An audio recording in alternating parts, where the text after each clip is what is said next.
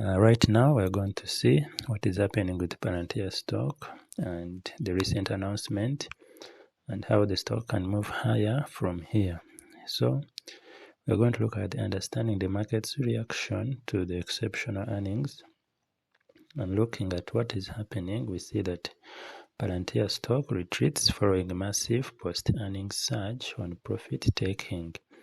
And we are seeing that many retail investors immediately asking the question, if earnings were outstanding, why did the stock fall? Now, professional investors rarely see this as unusual.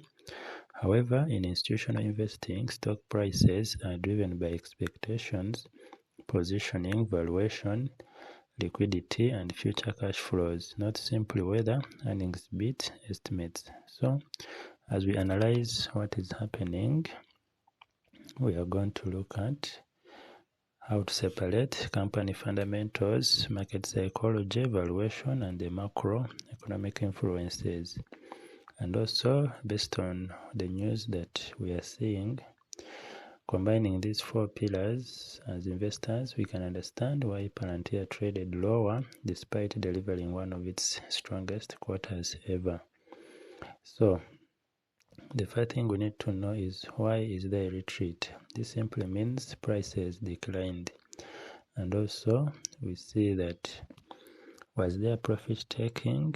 Yes. Imagine a hedge fund purchased Palantir shares at 118, and so following the earnings, the stock rallies towards $160. So this represents a 35% gain in only a few trading sessions. So professional portfolio managers have mandates, so many are required to lock in gains, rebalance portfolios, and reduce concentration risk, and also realize taxable gains and maintain target allocations. So selling after such a move does not necessarily indicate they believe Palantir has become a bad company.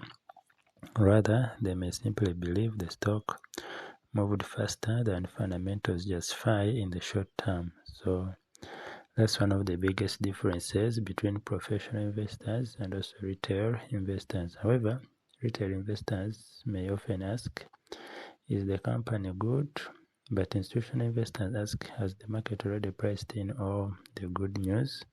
So these are two differently questions. So how do we understand the expectations? Now, one of Wall Street's oldest saying is, buy the rumors, sell the news. So this does not imply investors are irrational. Instead, market discount future information. So suppose analysts expected Palantir to report excellent results.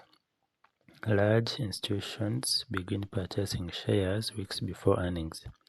So by the time earnings arrive, much of the optimism is already reflected in the stock price. So even spectacular earnings may therefore fail to produce lasting gains because expectations had already become extremely optimistic. So this concept is known as expectation pricing. So shares declined Thursday as investors took profits following several days of post-earnings gains. So here we see that on Monday, earnings were released. On Tuesday, buying accelerates. Wednesday, momentum continues. Thursday, selling emerges. So professionals recognize this as a common post-earnings trading pattern. Momentum traders purchase immediately after earnings surprises. Swing traders join the rally. So algorithmic funds detect positive momentum. Eventually, early investors begin selling into strength. The result is temporary downward pressure. So importantly, this says more about market participants than about Palantir itself. So now, we also see that second quarter revenue reached 1.94 billion, which is arguably the most important sentence that we see here. Revenue represents customer demand. Unlike accounting earnings, which can sometimes be influenced by non-cash adjustments, revenue reflects actual sales generated from customers. So growing revenue means customers continue purchasing Palantir stock and software, and revenue growth therefore indicates increasing adoption of the company's products. Now, institutional investors often prioritize revenue growth because it provides the clearest evidence of business momentum. Now we see a 92.8% year-over-year growth, which is nearly 93% revenue growth, and is extraordinary. Now very few companies with market capitalizations approaching hundreds of billions of dollars continue growing this rapidly. Historically, companies experience slower growth as they mature because maintaining high percentage increases becomes mathematically difficult. So, for example, a company generating 100 million in revenue only needs an additional 100 million to double. So, a company generating 10 billion needs another 10 billion. So, growth naturally becomes harder. Therefore, Palantir nearly doubling revenue at its scale signals exceptionally strong demand. So why does this matter? Wall Street pays premium valuations for businesses capable of sustaining unusually high growth. And examples of this we see NVIDIA during the AI boom, Amazon during cloud expansion, and Tesla during EV adoption. So Palantir increasingly belongs in this category.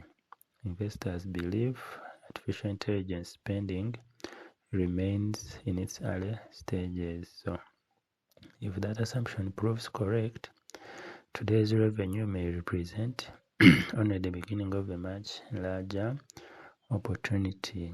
Now also we see that revenue beat of approximately 136 million, which figure deserves attention. Now analysts expected approximately 1.81 billion. Now actual revenue was 1.94 billion. So a beat of roughly 136 million is substantial. Now small earnings beats actually occur frequently, but large revenue surprises are rarer. So revenue surprises often indicate stronger than expected customer demand rather than accounting adjustments. So consequently, institutional analysts tend to place significant weight on revenue beats. So now looking at the macroeconomic context, to understand why this revenue beat matters, we must step back and examine the broader economy. Now, corporate technology spending does not occur in isolation. It depends on economic growth, CEO confidence, financial conditions, government budgets, and geopolitical priorities. Now, during periods of high interest rates, many companies reduce technology investment, projects are delayed, hiring slows. Now, capital expenditures decline. Now, this creates hard headwinds for enterprise software providers. However, artificial intelligence has become a strategic priority rather than a discretionary expense. So, boards increasingly view AI as essential for maintaining competitiveness. Now, consequently, AI budgets have remained resilient even while some other categories of enterprise spending have softened. So, this structural shift benefits Palantir because its software sits at the intersection of AI, data integration, and operational decision making. However, we also have to note the role of the Federal Reserve policy, that the macroeconomic conditions also shape how investors value companies like Palantir. So the Federal Reserve influences markets primarily through interest rates. So higher rates increase the discount rate applied to future cash flows. Now, growth companies derive much of their valuation from profits expected years into the future. So when discount rates rise, those future earnings are worth less in today's dollars. So as a result, high growth technology stocks often experience valuation compression during tightening cycles. However, when investors anticipate rate cuts or a more accommodative monetary stance, long duration growth assets such as Palantir typically receive higher valuation multiples. Therefore, Palantir's strong operating performance should not be viewed in isolation. So the market's willingness to pay a premium for that performance is also influenced by inflation trends, treasury yields, and Federal Reserve policy. So what are your thoughts about why Palantir is declining? Please like, share, and subscribe, and also remember to put God first in whatever you do, and to keep him as and commit your plans to him. Thank you. See you then in the next video.